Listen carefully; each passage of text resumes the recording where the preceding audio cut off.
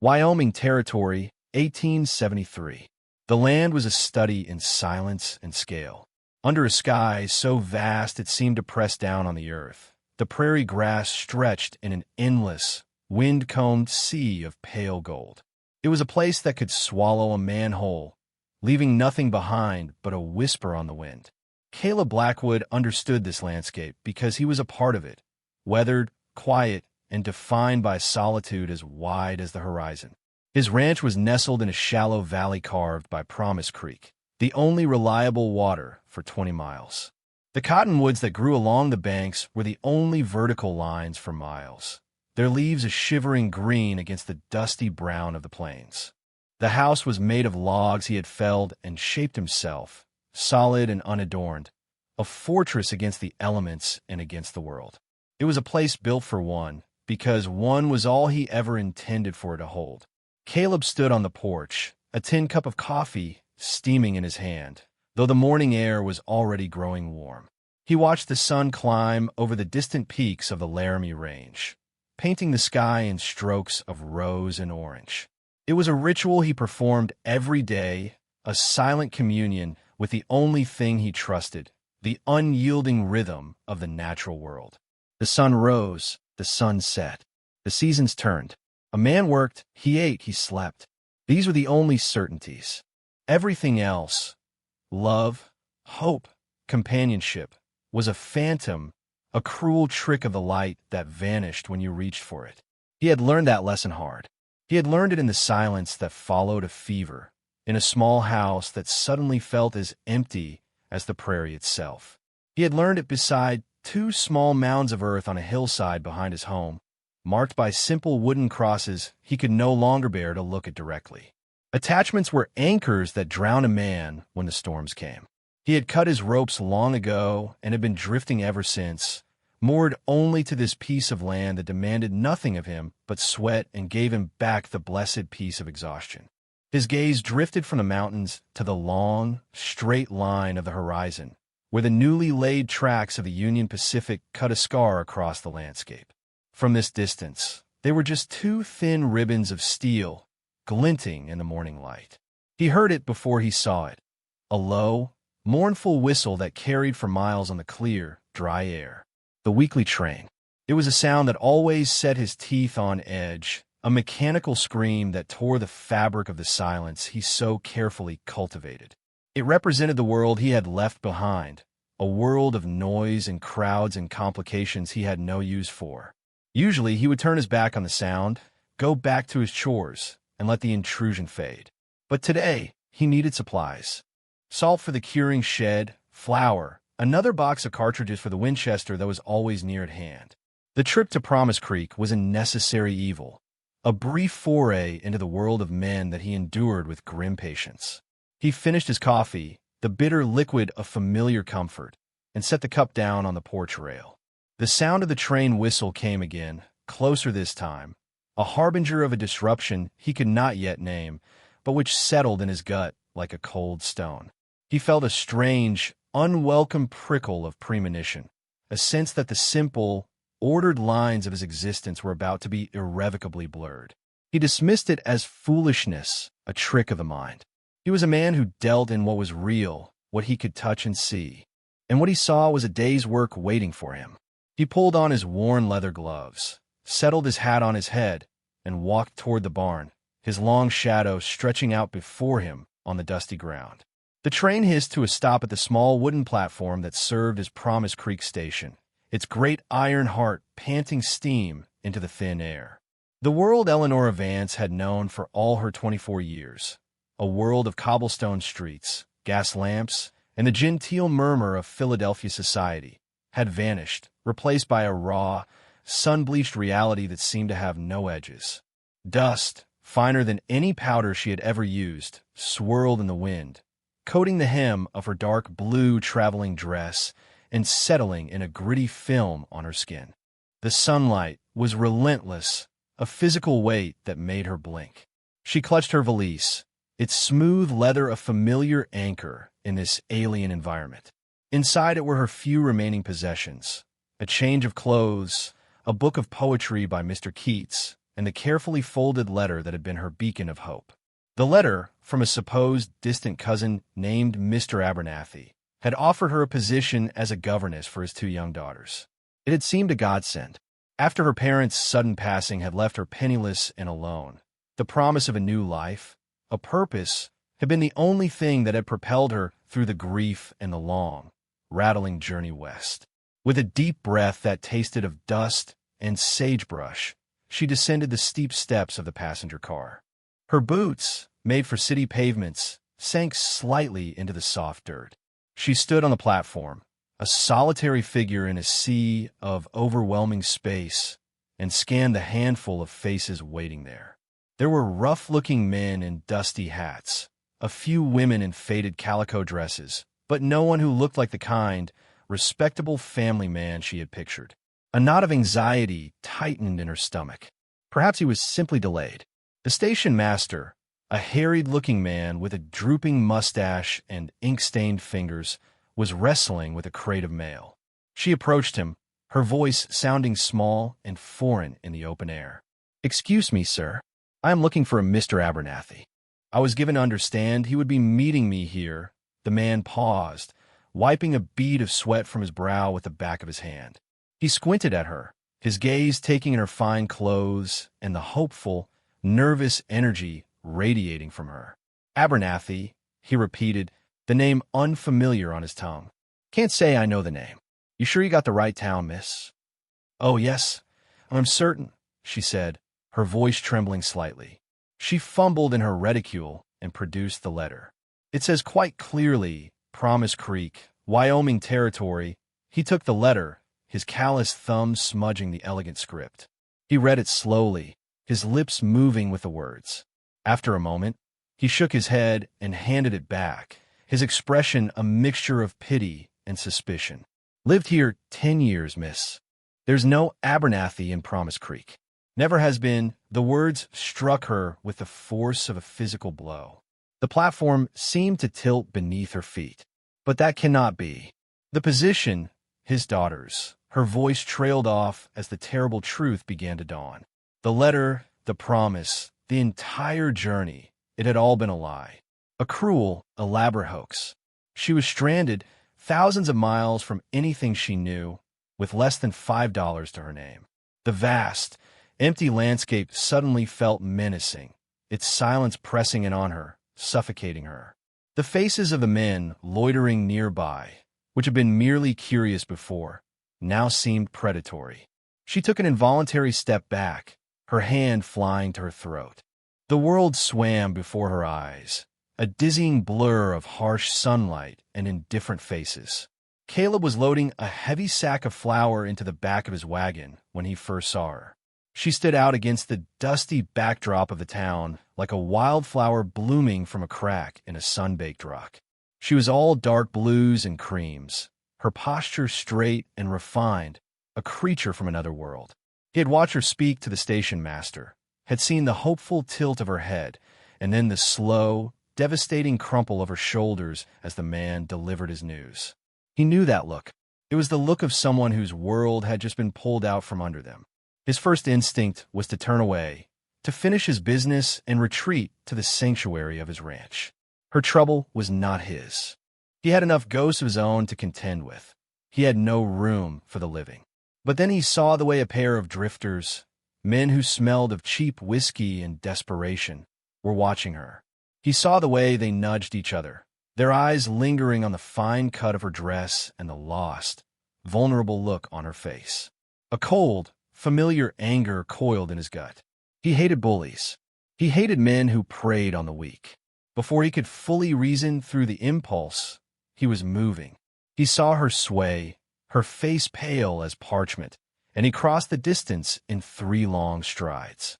She stumbled backward, her eyes wide and unfocused, and he reached out, his hands closing around her upper arms to steady her.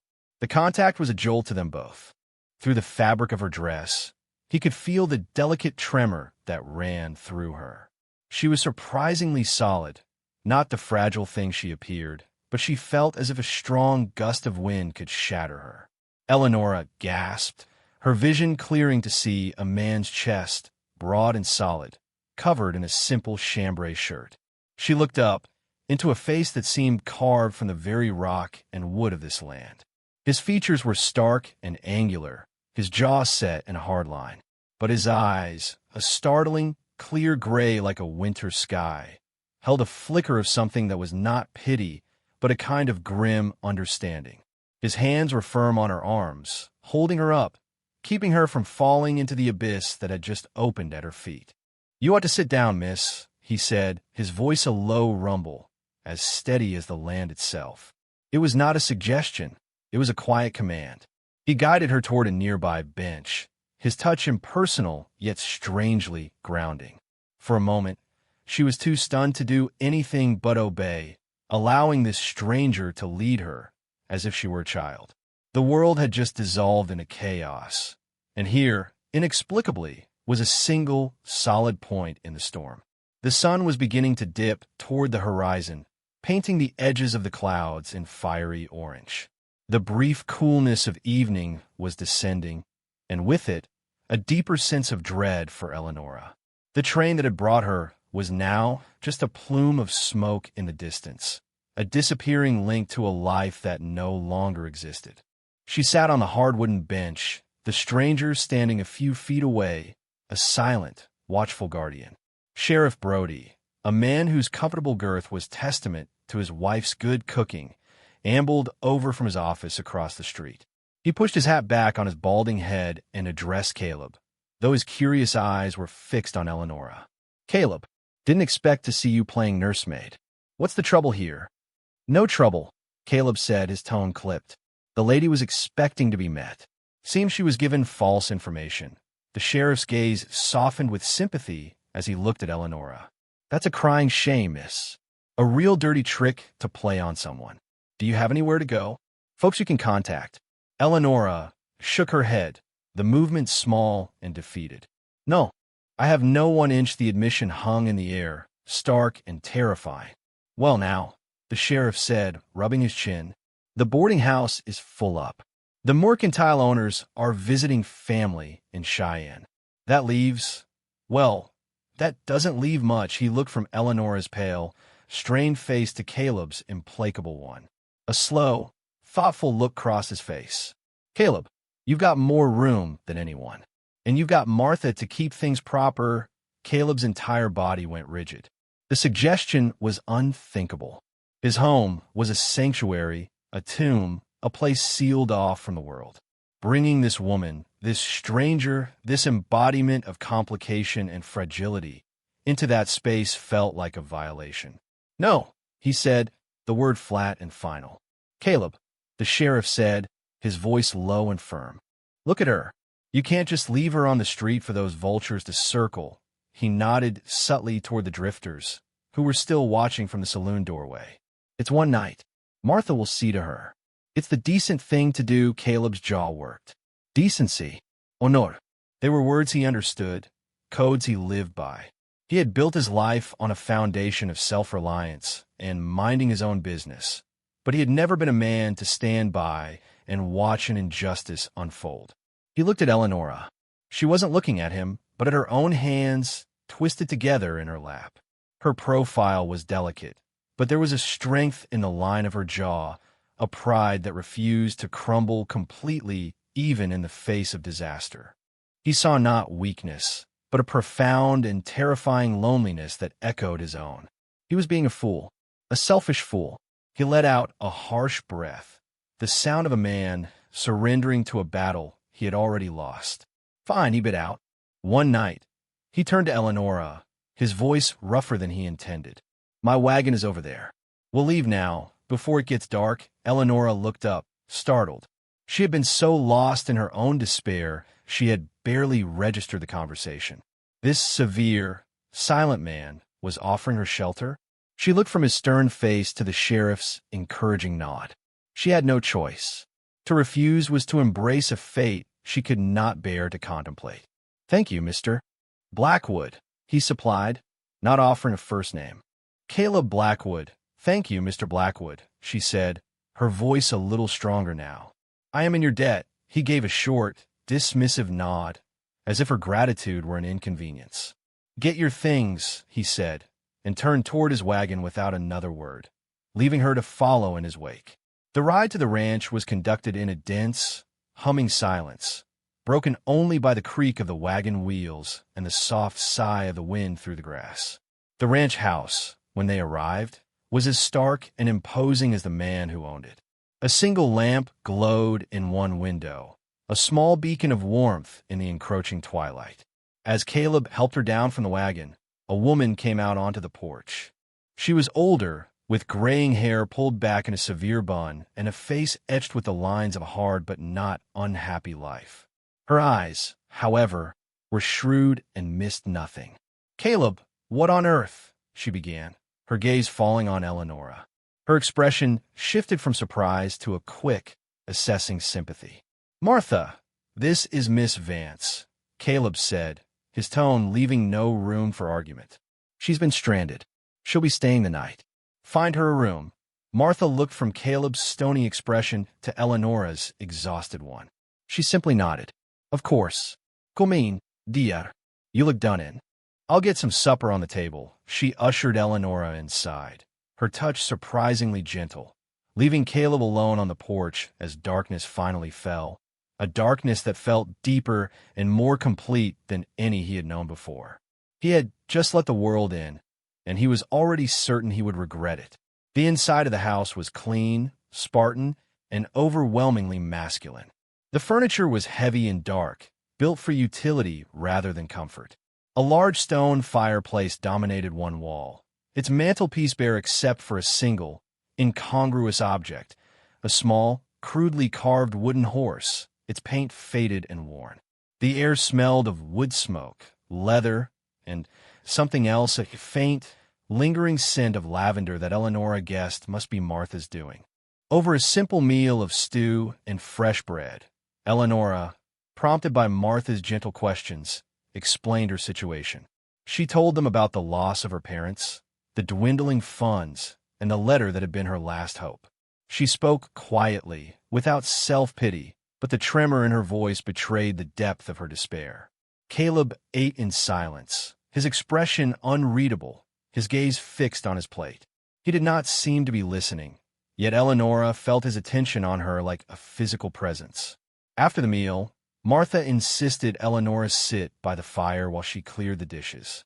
Caleb remained in his chair at the head of the table, cleaning his rifle with meticulous, practiced movements.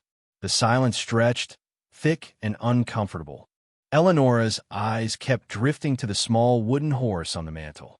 It looked so loved, so out of place in this austere environment. Finally, unable to bear the quiet any longer, she spoke, her voice soft. "That is a lovely little horse. Was it yours when you were a boy, Mr. Blackwood?" Caleb's hands stilled. He slowly raised his head, and for the first time, she saw a crack in his formidable armor. His gray eyes were clouded with a pain so profound it stole her breath. He did not answer for a long moment, and she was certain she had made a terrible mistake, trespassing on some private grief. When he finally spoke, his voice was a low, rough whisper, scraped raw with memories. "It was my son's." The three words landed in the quiet room with the weight of stones. Eleonora's heart ached for him, for the story contained in that simple, devastating statement. "I'm so sorry," she murmured. "I did not mean to pry." He looked away from her, toward the fire, his profile etched in flickering orange light. He and his mother, a fever 5 years back, took them both in a week. He said it bluntly, like a surgeon lancing a wound, a quick, clean cut to get the pain over with. But the agony was still there, shimmering in the air around him. In that moment, he was no longer the intimidating, silent rancher. He was a man hollowed out by loss, a man who had built walls of solitude around a wound that would not heal. Eleonora felt a sudden, powerful connection to him, a kinship of grief that transcended their differences. She, too, knew the silence that followed, a final breath, the emptiness of a house once filled with love. "I lost my parents to influenza last winter," she shared, her own voice thick with emotion. "The silence, it is the hardest part. The silence where their voices used to be." He looked back at her then, and the guardedness in his eyes was replaced by a shared, somber understanding. He gave a single, sharp nod. He understood. He knew that silence. It was the first true exchange that had passed between them, a silent acknowledgement of the ghosts they both carried. A fragile bridge of shared vulnerability had just been built in the quiet, fire-lit room, and neither of them knew how to cross it, or if they even should. The next morning, Eleonora awoke with a sense of purpose. She would not be a burden. When she came downstairs, she found Martha already in the kitchen, kneading dough. "Good morning," Eleonora said, her voice bright. "Please let me help. I will not be idle while I am a guest in your home." Martha looked up, a flicker of surprise and approval in her eyes. "Well, if you insist, you can start by peeling those potatoes." Eleonora proved to be a quick study and a tireless worker. She scrubbed floors, mended a pile of Caleb's shirts with neat, almost invisible stitches, and helped Martha prepare the meals. She moved about the quiet house with a grace that seemed at odds with the menial tasks, yet she never once complained. She was determined to earn her keep, to prove she was more than the helpless city woman she appeared to be. Caleb observed her from a distance, a silent, brooding presence. He would come in for his midday meal, eat without speaking, and his gaze would follow her as she worked. He had expected her to be a hindrance, a delicate flower that would wilt under the harshness of this life. Instead, she was demonstrating a quiet, steely resilience that intrigued and unnerved him. He saw the intelligence in her eyes, the determination in the set of her small chin. She was not fragile. She was strong in a way he did not understand, a different kind of strength than the rugged endurance he knew, but strength nonetheless. One afternoon, he found her in the small vegetable garden behind the house, which Martha had long struggled to maintain against the dry soil and relentless sun. Eleonora was on her knees, carefully weeding a row of struggling tomato plants, her brow furrowed in concentration. Her fine dress was smudged with dirt, and a stray wisp of honey-blonde hair had escaped her bun to curl against her cheek. He stood there for a moment, just watching. He should have been annoyed by her presence, by the way she was inserting herself into the rhythms of his life. But instead, he felt a strange, unfamiliar stirring in his chest, a reluctant admiration. "The soil is poor here," he said, his voice making her jump. "It needs more than just pulling weeds." She looked up at him, shading her eyes with a dirt-streaked hand. "I know," she said, her tone practical. "It needs compost and a better system for watering. In Philadelphia, my mother had a beautiful rose garden. She taught me a few things." He was taken aback by her knowledge. He had assumed she knew nothing of the earth, of the work it took to make things grow. He found himself walking toward her, crouching down to examine the soil. "The creek is the only water," he said, more to himself than to her. "It would take a lot of work to irrigate. Work is something I am not afraid of, Mr. Blackwood," she said softly, meeting his gaze directly. "I only asked for the chance." He saw not a plea for charity, but a demand for respect. He was beginning to see the woman beneath the refined exterior, the woman of substance and courage. And she, in turn, was beginning to see the man behind the gruff silence, the man who spoke of soil and water with an innate understanding, the man whose grief had not extinguished the fundamental decency within him. A quiet, unspoken respect was growing between them, a fragile seedling in the poor soil of their shared solitude. A few days later, two strangers rode into Promise Creek. They were not cowboys or prospectors. They had the hard, watchful eyes of men who were paid to be trouble. They tied their horses in front of the saloon and went inside, but their presence seemed to lower the temperature of the entire town. They asked questions. They were casual about it, but their inquiries had a sharp focus. The Blackwood Ranch, its owner, and any newcomers who might have arrived recently. Sheriff Brody watched them from his office window, his hand resting on the butt of his pistol. He didn't like the smell of it. He sent a boy out to the Blackwood Ranch with a message, a friendly warning disguised as a question about a stray calf. Caleb received the note, read it, and burned it in the stove. He didn't need a warning. He had felt a change in the wind the moment those men had arrived. Trouble had a certain scent, and it was blowing straight toward his ranch. His immediate thought was of Eleonora. She was a complication, a vulnerability he could not afford. His instinct was to send her away, to put her on the next train east and out of harm's way. But when he looked at her that evening, sitting by the fire and reading to Martha from her book of poetry, her voice a soft, melodic counterpoint to the chirping of the crickets outside, he found he could not bring himself to do it. The thought of the house returning to its former silence was suddenly unbearable. This realization terrified him more than any hired gun. The first confrontation was not violent, but it was a clear message. Caleb was riding the southern fence line when the two men appeared, materializing from a grove of aspens, as if from the earth itself. They sat on their horses, blocking his path. The larger of the two, a man with a scarred face and dead eyes, was the one who spoke. "That's a nice piece of land you got here, Blackwood," he said, his voice a gravelly rasp. "Good water. A man could get real thirsty out here." Caleb's hand rested on the stock of the Winchester in his saddle scabbard. He kept his voice even. "It does the job. This is private property. You're trespassing." The second man, who was younger and thinner, with a nervous energy about him, laughed. "Private property. See, our boss, Mr. Croft, he believes that water belongs to the man strong enough to take it. Silas Croft." The name was known throughout the territory. A wealthy land baron from Cheyenne who bought or bullied his way to whatever he wanted. Caleb's land, with its year-round creek, was the last piece Croft needed to control the entire valley. "You tell your boss this land isn't for sale," Caleb said, his voice dropping to a low, dangerous pitch. "Oh, he ain't looking to buy it," the scarred man said with a grin that didn't reach his eyes. "He's just looking to acquire it. Be a shame if something happened. A fire, maybe, or if that pretty little thing you got staying with you was to get lost out here on the prairie. It's a dangerous place for a lady." The threat, so casually delivered, sent a surge of pure, cold rage through Caleb. It was one thing to threaten him or his land. It was another thing entirely to bring Eleonora into it. His knuckles were white where he gripped his reins. "If you or any of Croft's men come near her," he said, his voice deadly quiet, "I will bury you where you stand." The men held his gaze for a long moment. Then the scarred man shrugged. "Just a friendly warning." They turned their horses and trotted away, leaving Caleb alone with a fear colder and sharper than any he had ever known. It wasn't fear for himself. It was fear for her. He rode back to the ranch in a fury, his mind racing. He had been a fool to let her stay. He had allowed a crack in his walls, and now the wolves were sniffing at the door.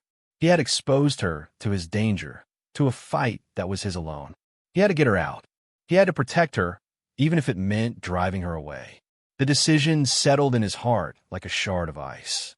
The next day, the air was thick with a tension that Eleonora could feel but not understand. Caleb was more withdrawn than ever, his silence a heavy, oppressive blanket. He avoided her eyes, and when she spoke to him, his answers were clipped and dismissive. She felt a growing sense of hurt and confusion. She thought they had been building something, a fragile understanding, but now he was retreating from her, rebuilding his walls brick by silent brick. In the afternoon, wanting to escape the suffocating atmosphere in the house, she took a basket and walked down toward the creek. There was a patch of wild lavender that grew there, and she thought its scent might soothe her frayed nerves. She loved the creek. It was a place of life and beauty in the harsh landscape. The water chuckling over smooth stones, the cottonwood leaves whispering in the breeze. She was so intent on gathering the fragrant stalks that she didn't hear the horses until they were almost upon her. She looked up with a start to see the two men from town. They dismounted, their smiles predatory, and moved to block her path back to the house. Her heart leaped in her throat. "Well, look what we have here," the scar man said, his eyes roaming over her in a way that made her skin crawl. A little bird, far from her nest. Eleonora stood up, clutching her basket of lavender like a shield. She forced her voice to remain steady. "I'm on Mr. Blackwood's property. You are not welcome here," the younger man chuckled. "Feisty, ain't she? Blackwood ain't here to protect you now, missy. We just wanted to deliver a message. Tell him Silas Croft is tired of waiting. And tell him to send his pretty baggage packing before she gets hurt." The scarred man took a step toward her, reaching out as if to touch a lock of her hair. Or maybe, he leered, we'll just take the baggage with us. Before his hand could touch her, a voice cut through the air, cold and sharp as a razor. Get away from her. Caleb stood on the rise above the creek, not 20 yards away. The Winchester was in his hands, held loosely, but with a deadly familiarity. He had been watching her, unable to stop himself, his protective instincts overriding his decision to remain distant. He had seen the men approach, and a primal fear had seized him, a terror of being too late, of losing someone again. The two thugs froze, their hands moving instinctively toward their own pistols. I won't tell you again, Caleb said, his voice dangerously low. He took a slow step forward, the rifle coming up to his shoulder in one fluid motion. The click of the hammer being cocked was unnervingly loud in the quiet afternoon. The scarred man hesitated, his bravado failing him in the face of Caleb's cold fury. He had been paid to intimidate, not to die. He slowly raised his hands. Easy now, Blackwood. We were just talking to the lady. Your talking is done, Caleb said. Get on your horses and ride. If I ever see you on my land again, I'll shoot you on sight. The men exchanged a look, then backed away slowly, mounted their horses and galloped off, their retreat punctuated by a shouted threat that was lost on the wind. Caleb didn't lower the rifle until they were out of sight. Then he strode down the bank to where Eleonora stood, her face pale, the basket of lavender forgotten at her feet. He grabbed her arm, his grip hard and urgent, and pulled her toward the house. He was furious, at them at Croft, but most of all at himself.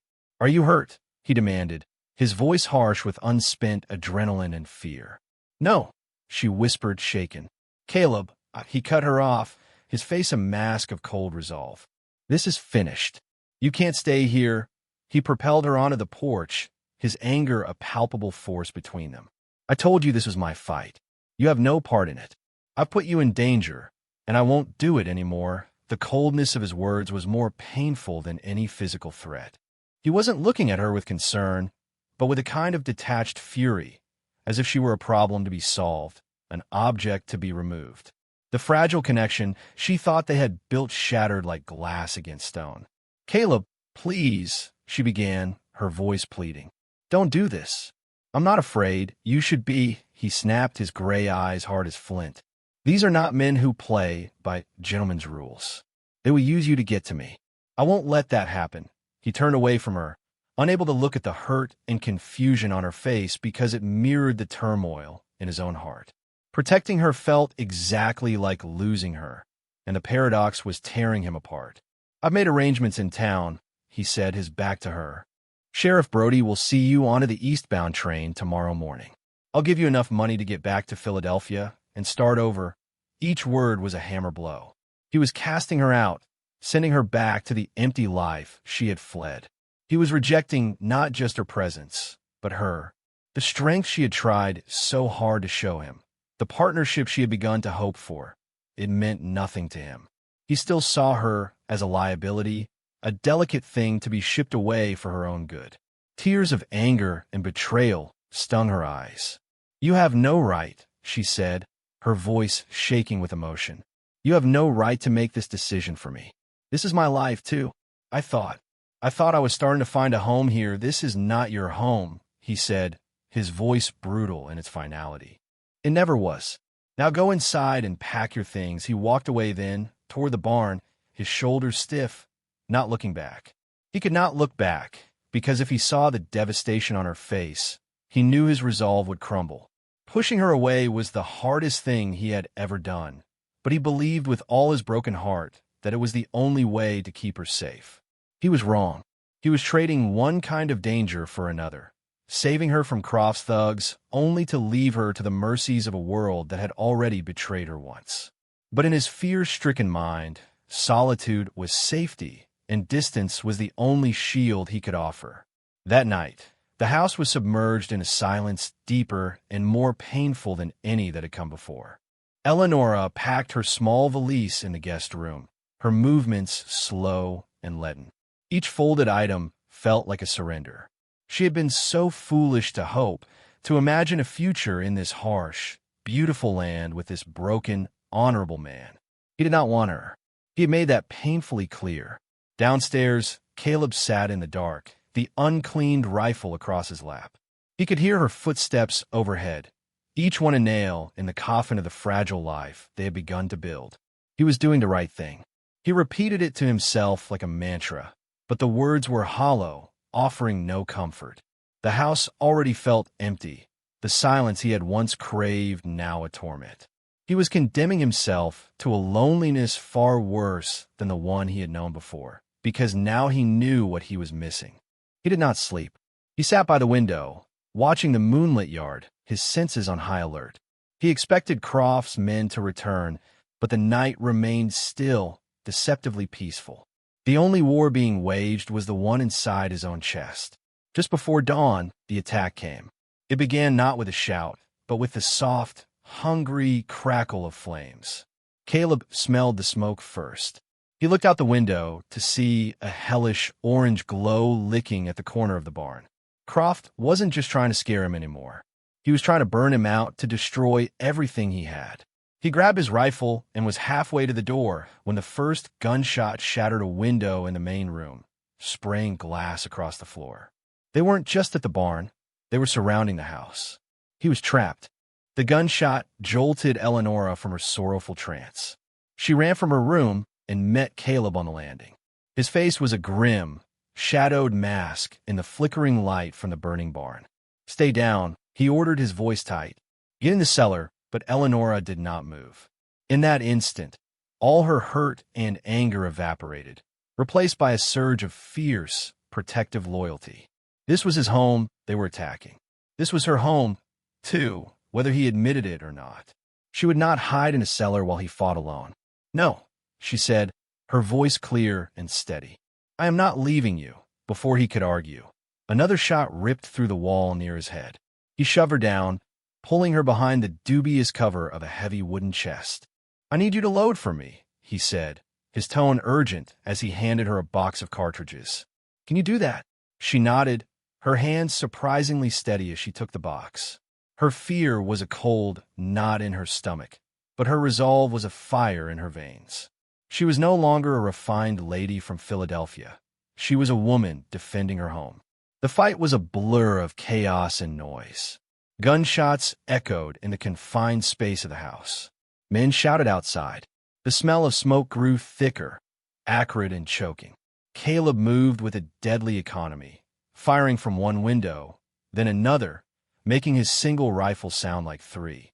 Eleonora stayed low, her fingers becoming nimble as she pushed fresh cartridges into the spare rifle he kept by the hearth. She worked in a focused silence, her world narrowed to the task at hand, to the rhythmic click of brass on steel. One of Croft's men, bolder than the rest, kicked in the front door and charged inside. Caleb was at the far window, his back turned. Eleonora screamed a warning, but it was too late. The man raised his pistol, aiming it at Caleb's back. Without thinking, Eleonora grabbed the heavy iron poker from the fireplace. It was hot from the embers that still glowed there. With a cry that was part fear and part fury, she swung it with all her might, striking the man's arm. He roared in pain and surprise, the pistol clattering to the floor. The scent of seared flesh filled the air.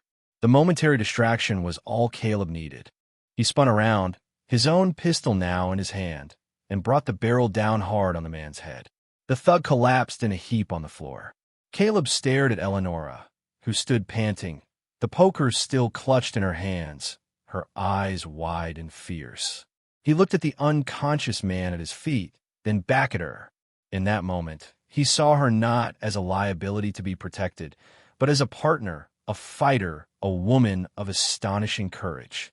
Everything he had believed about her, about himself, about the need for solitude, was incinerated in the heat of that realization. He had tried to push her away to keep her safe, and in doing so, he had almost gotten them both killed. Her presence here, her courage, had just saved his life. They were trapped in a lull, the attackers outside, perhaps regrouping. The fire at the barn was raging now, casting dancing, demonic shadows into the room. They were pinned down, outnumbered. It was only a matter of time. Caleb moved to her side, pulling her into the relative safety of the kitchen. He looked down at her, his face streaked with soot, his eyes filled with a desperate, raw emotion she had never seen before. The walls he had built so carefully had been blasted to rubble. "Eleonora," he said, his voice ragged. He reached out and cupped her face, his callous thumb stroking her cheek. "I was a fool, a blind, stubborn fool." Tears welled in her eyes, not of fear, but of overwhelming relief and love. "Caleb, listen to me," he said, his voice urgent, as if he knew their time might be short. "Everything I did, telling you to leave, it was because I was terrified of losing you. The way I lost them." His gaze flickered toward the mantelpiece, toward the memory of his wife and son. "I thought keeping you at a distance was the only way to keep you safe. I thought if I didn't let myself feel anything, it couldn't be taken away again. But I was wrong. Seeing you here, fighting beside me, I realized that a life without you isn't a life. It's just silence." A volley of gunshots from outside punctuated his words. He pulled her closer, shielding her with his body. He looked directly into her eyes, his own shining with an intensity that burned away all the shadows between them. "I should have said this sooner," he breathed, his voice thick with years of unspoken grief and a love he had refused to acknowledge. "God, I should have said it the moment I saw you. But I love you, Eleonora. I love you." The declaration, spoken amidst the chaos of gunfire and the threat of death, was the truest and most powerful thing she had ever heard. Tears streamed down her face as she threw her arms around his neck, holding on as if he were the only solid thing in a world on fire. "Oh, Caleb," she sobbed, "I love you too." Just as their lips met in a desperate, smoky kiss, they heard a new sound from outside. Not the sporadic shots of Croft's men, but a thunder of hoofbeats and the authoritative yell of Sheriff Brody. "Silas Croft, in the name of the law, drop your weapons." Help had arrived. The tide had turned. But for Caleb and Eleonora, huddled together in the besieged farmhouse, the real battle had already been won. The arrival of Sheriff Brody and a hastily formed posse of townspeople turned the chaotic siege into a swift and decisive rout. Silas Croft, caught between Caleb's fortified position and the riders charging his flank, made a desperate attempt to flee but was thrown from his horse and captured. His hired thugs, their courage failing without their paymaster's presence, either surrendered or melted away into the darkness from which they had come. In the aftermath, the yard was a scene of controlled chaos. The men of Promise Creek formed a bucket brigade from the creek, their shouted commands and the hiss of water on burning wood replacing the sharp crack of gunfire. The fire in the barn was contained, but the structure was a total loss, its blackened frame a stark skeleton against the first pale light of dawn. Amidst it all, Caleb and Eleonora stood on the porch, wrapped in a shared blanket Martha had brought out to them. The immediate danger was over, but the emotional aftershocks still trembled between them. His confession, her response, they hung in the air, more real and solid than the smoldering ruins of his barn. Sheriff Brody clapped Caleb on the shoulder, his face grim but satisfied. "Croft will be on his way to the territorial prison in Laramie by noon. His reign of terror in this valley is over." His gaze softened as he looked at Eleonora, noting the soot on her cheek and the fierce, protective way Caleb stood beside her. "You were mighty brave in there, Miss Vance." "Mighty brave? She saved my life," Caleb said simply, his arm tightening around her. There was no room for his old reticence, no place for the solitary code he had lived by for so long. He had nearly lost everything because of it. As the sun rose higher, casting a clean, hopeful light over the damaged ranch, the townspeople began to disperse, leaving a quiet hum of purpose in their wake. They would be back, they promised, with lumber and tools to help him rebuild. They were no longer just his neighbors. They were a community he was finally, irrevocably, a part of. When they were finally alone, with Martha busying herself in the kitchen, Caleb led Eleonora inside the house. The air was still thick with the smell of gunpowder and smoke, and the floor was littered with shattered glass, but it was their sanctuary. He stopped in the middle of the room and turned to face her. He took both her hands in his. "What I said before," he began, his voice low and earnest. "I meant every word. I was drowning, Eleonora, and I didn't even know it until you came and pulled me to shore. You saved yourself, Caleb," she whispered, her heart full. "You just needed to let someone help you hold the rope." He shook his head. "I don't want to let you go. Not tomorrow. Not ever." He released one of her hands and walked to the stone fireplace. He reached up and pried a loose stone from the hearth, revealing a small, hidden cavity. From it, he pulled a small, velvet-wrapped object. He returned to her side and unwrapped it. In his palm lay a simple, delicate gold ring, set with a tiny seed pearl. It was worn with age, but it glowed with a soft luster in the morning light. "This was my grandmother's," he said, his voice thick with emotion. "She gave it to my mother, who gave it to me for the day I found the woman I couldn't live without. I put it away 5 years ago and never thought I'd look at it again." He took a deep breath, his gray eyes locking with hers, holding all the love and hope he had thought long dead. "Eleonora Vance, would you do me the honor of becoming my wife? Would you help me rebuild this ranch, not just as a place of logs and timber, but as a home?" Tears of pure joy streamed down Eleonora's cheeks. Her journey had begun with a lie, a false promise that had led her into desolation. But it had brought her here, to this man, to this moment of profound and perfect truth. Her answer was not just a word, but a complete surrender to the future she had never dared to dream of. "Yes," she breathed, her voice catching on a sob. "Oh, Caleb." Yes, he slid the ring on her finger. It was a perfect fit. He drew her into his arms, and this time, their kiss was not one of desperation and fear, but of promise and new beginnings. Outside, the sun climbed higher in the sky, burning away the last of the night's shadows and illuminating a future that was, at long last, theirs to build together. The community, which had once watched her with suspicion and him with a sort of pitying distance, now saw them as one of their own. Their wedding, held just a month later in the shade of the cottonwoods by the creek, was attended by the entire town. They brought gifts of quilts, tools, and preserves, but their greatest gift was their acceptance, a warm embrace that solidified Caleb's return to the world and Eleonora's place within it.